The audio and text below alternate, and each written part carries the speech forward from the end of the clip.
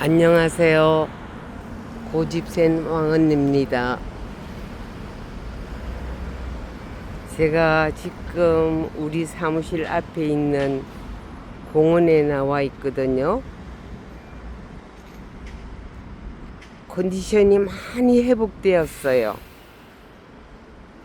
이틀 만에 자율신경실조증에서 거의 해방되었거든요. 제가 이 기쁜 소식을 우리 청취자분께 알려드리려고 오늘 방송을 합니다. 사실 그 자율신경실조증이라는데 글자에 비밀이 있어요. 이건 증상이지 병이 아닙니다. 우리 시소 게임 해보셨지요? 근데 체격이 비슷한 사람끼리 타고 시소를 하면 시소가 아주 재미있어요. 그런데 덩치가 차이가 많이 나는 사람하고 시소 게임을 하면 한번 내려가면 다시 제자리로 올라오기가 힘들죠. 그게 바로 자율신경실조증이거든요. 그래서 양쪽에 균형을 비슷하게 맞춰주는 그 노력만 하면 되는 거예요. 저 같은 경우에는 지금 항생제를 끊고 이틀 만에 거의 90%가 회복이 되었어요. 그러니 저도 기쁘지만 이 방법을, 이 노하우를 돈 들이지 않고 고생하지 않고 고민하지 않고 빨리 벗어날 수 있는 노하우를 알려드리고 싶어서 제가 아직 기술이 너무 없어요. 유튜브를 할 자격이 없는데 이 알려주고자 하는 이 의욕 하나만으로 유튜브를 시작하는데 제가 영상 편집도 할 줄 몰라서 그냥 공원 산책하면서 지금 이 방송을 시작하는 겁니다. 여기 한번 보시면 우리나라에서 단일 기산으로는 제일 큰 동탄 2에 있는 건강 IX 펜티리움 지식산업센터예요. 멋지죠? 젊은 사람들도 많고. 그리고 바로 길 건너에 저 초록색 간판 보이시죠? 클로즈업을 해서 당기면 네, 보이네요. 정직한 부동산. 저기가 제가 근무하는 곳입니다. 저는 원래 부동산 중개사거든요. 제 나이가 75세지만 저는 제가 알고 있는 부동산 정보랑 이런 거를 젊은이들에게, 여기 많은 젊은이들이 근무하고 있잖아요. 이 젊은이들에게 알려주고 싶은 욕구가 있어요. 그래서 제가 아직까지는 현역에서 일을 한답니다. 이제 본론을 벗어났네요. 이제 공원을 산책하면서 제 본론을 말씀드릴게요. 제가 원래 옛날을 생각해 보니까 제가 아주 가끔 이 자율신경실조증을 자주 걸렸던 것 같아요. 왜냐하면 제가 원래가 추위를 많이 타는 체질이거든요. 그래서 아주 가끔 에어컨 있는데 갔다 오면 병이 나고 몸살이 나고 할 때가 있었어요. 근데 그게 제가 의학에 너무 관심이 없어서 그게 자율신경실조증인 걸 이해를 못했던 거죠. 그러나 그때도 제가 자율신경 실조증인지를 몰랐지만 죄송해요. 제가 그때도 제 몸이 느끼는 부족한 부분을 제가 보충을 해 주었거든요. 따뜻한 물을 마신다든지 등이나 배에 핫팩을 붙인다든지. 제가 지금 생각해 보니까 그런 일이 꽤 많았던 것 같아요. 그래서 요번에도 별로 두려워하지 않고 그냥 내가 추위를 탔으니까, 그리고 배가 아프니까 배에다가 핫팩 붙이고 그리고 따뜻한 물 마시고 그렇게 했더니 어느 순간인가 복통이 없어졌어요. 그러니 살 것 같더라고요. 그리고 제가 그 사이에 아플 바에는 한꺼번에 아파야 내가 고통을 덜 겪을 것 같아서 백내장 수술한 김에 그냥 임플란트까지 또 해버렸잖아요. 그랬더니 그게 저한테 굉장히 큰 스트레스였던가 봐요.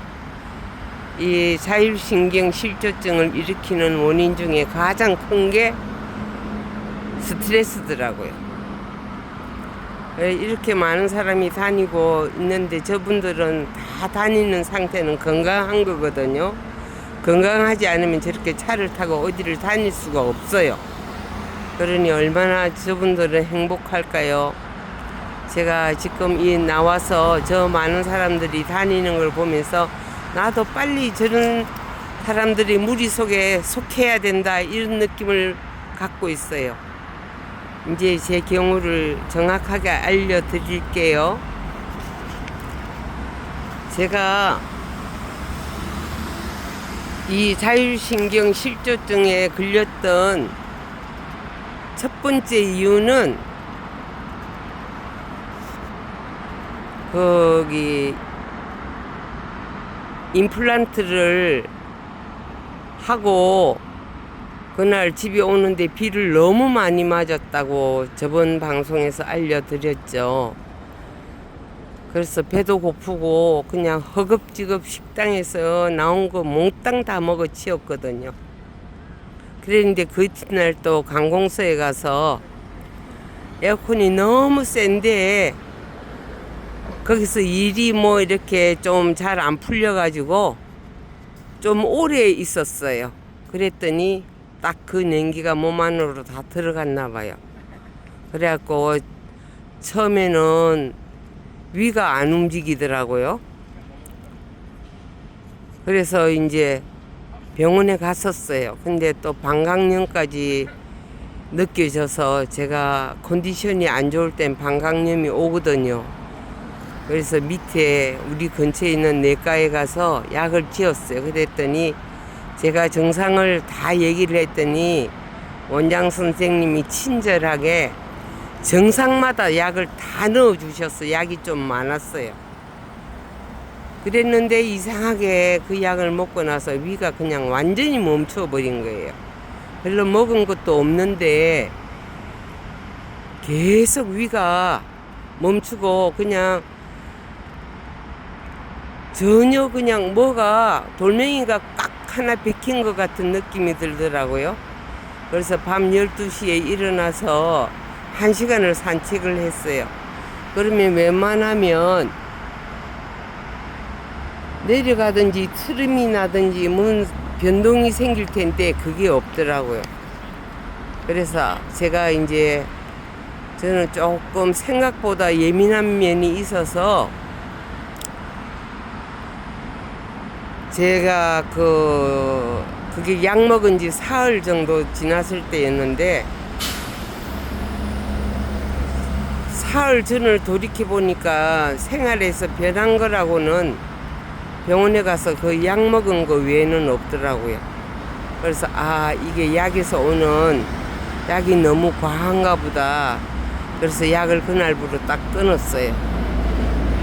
그리고 이제 그 약은 끊었지만 그 이튿날 치과에 가서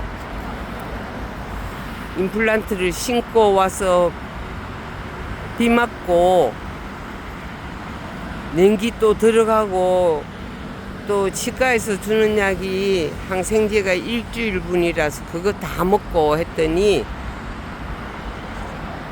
제가 여러분께 알려드린 대로 위장계통의 자율신경실조증은 글자 그대로 일단 굶어야 빨리 회복된다고 말씀드렸잖아요. 근데 굶을 수가 없었어요. 항생제를 먹으려면 식사를 해야 되잖아요. 그래서 작게 먹긴 했지만 그 약을 먹을 동안은 식사를 굶을 수가 없었어요. 그랬더니 계속 복통이 있고 배변도 설사고 그래서 걱정을 하던 차에 약이 이제 끊은 지 이틀 됐거든요. 그래서 아우 때는 이때다. 그래서 일단 그 다음날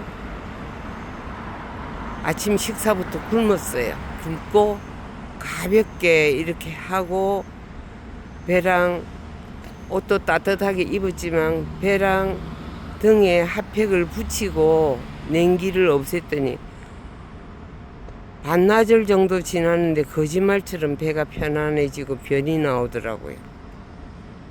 그래서 아 이거다.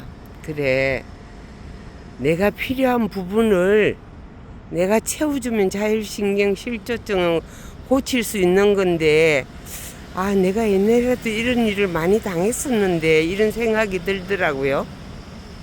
그래 지금 여러분들이 생각할 때 자율신경실조증 하면 엄청 생소한 글자인데다가 또 보통 사람들이 1, 2년 정도 이걸 참는다고 그래요. 어떤 분은 유튜브를 보니까 10년 동안 참았나 봐요. 병원에 가도 깨병처럼 아무 증상이 없고 데이터에도 나타나지 않으니까 그냥 신경성입니다. 뭐 그리고 제일 불편한 데가 어디세요? 이러면 제일 불편한 거 얘기하면 그것만 처방을 해주니까 집에 와서 먹어도 별로 나은 것 같지도 않고 이래서 10년 동안을 고생했는데 한의원에 와서 의사가 신경 테스트 다 하고 전체적으로 이렇게 해보니까 이거 자율신경 실조증인 것 같아요. 이러면서 고쳐주니까 그 의사가 은인이라면서 너무 감사해야 하는 그런 유튜브를 본 기억이 있거든요. 근데 여러분 그렇게까지 깊게 오래 가실 필요가 없어요. 본인이 제일 잘 알잖아요. 아 이거 내가 무슨 일이 있고 난 다음에 이 증상이 생겼지? 그것만 생각하시면 돼요. 뭘 가식을 했다든지 아니면 추위에 떨었다든지 아니면 넘어져서 충격이 있었다든지 분명히 정상적으로 일어나지 않은 무엇인가가 있었거든요. 그것만 찾아내면 자율신경 실조증은 그렇게 어려운 증상이 아니라서 쉽게 벗어날 수 있어요. 근데 제가 죄송하지만 의사 선생님을 탓을 하는 건 아니고 우리가 우리 몸에 너무 관심이 없다 보면 제가 그때도 말씀드렸다시피 자율신경 실조증은 내 몸을 보살피지 않으면 병이 안으로 깊이 들어가는 병이라 이러니 자꾸 병이 깊어지고 한 가지 증상이 두 가지, 세 가지, 네 가지 연속해서 나타나니까 종합병원에 가야 될 정도의 깊은 병이라고 생각하거든요. 근데 사실 우리 몸은 한 가지 증상만 일어나질 않아요. 자율신경 실조증은 척추에서 내려오는 신경으로 연결돼서 교감신경에 쭉 퍼져나가니까 거기서 각 교감신경에서 일어난 일을 받쳐주지 않는 부교감신경에 부조화해서 오는 병이 자율신경 실조증이잖아요. 우리가 시소에서 체력이 큰 사람과 가벼운 어린이가 시소를 했을 때를 비교하면 금방 답을 알 수 있죠. 그래서 그때 인위적으로 내 몸에 필요한 것을 채워주면 되거든요. 그렇게 어렵지는 않습니다. 그래서 자율신경 실조증이지만 요번에 제가 열흘을 아팠잖아요. 근데 이틀 만에 지금 제가 답을 찾아서 90% 회복을 했거든요.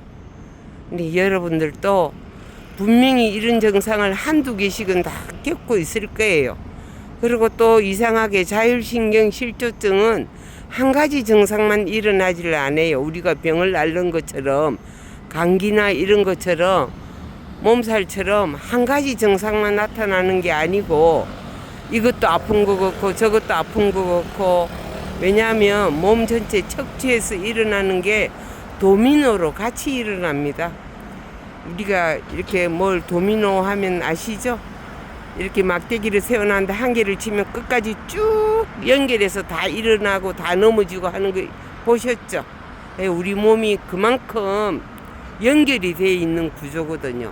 그러니까 제가 수지침을 공부를 좀 해서 우리 몸은 상생과 상극으로 서로 연결되어 있어요.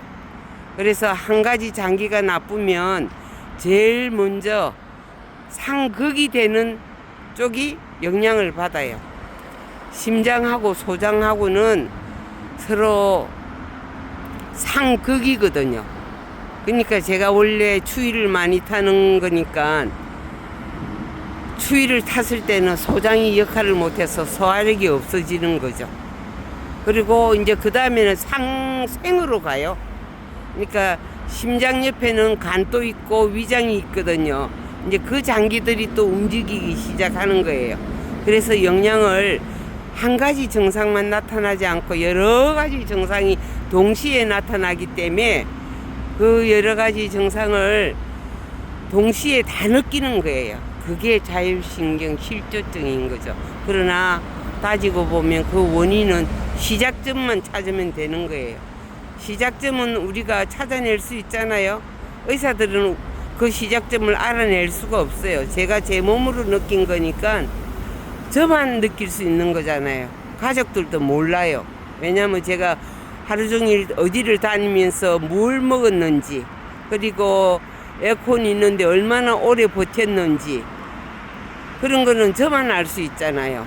그러니까 자기 자신이 제일 잘 알 수 있는 거니까 너무 깊게 부담스럽게 생각하시지 말고, 이런 증상이 아주 머리에서 발끝까지 내려오는데 다 연결돼서 일어날 수 있지만, 아 그래, 이거 자율신경 실조증이라는 게 한꺼번에 여러 가지 증상이 나타나는 거라고 그랬지. 그러니까 너무 심각하게 생각하지 마시고, 내가 무엇 때문에 이 일이 일어났는지 시초만 생각해 보세요. 그리고 그 시초를 풀면 여러분은 금방 벗어날 수 있습니다. 도움이 되었는지 모르겠네요. 그리고 제가 제 몸으로 겪은 것을 말씀드렸으니까 정말 노력이 가상타. 앞으로 더 좋은 거를 공부해서 더 알려주라고 기대하신다면 좋아요, 구독, 여러분 자녀들에게도 이웃에게도 모든 사람이 자율신경 실조증은 다 앓고 있으니까 공유까지 부탁드립니다. 감사합니다.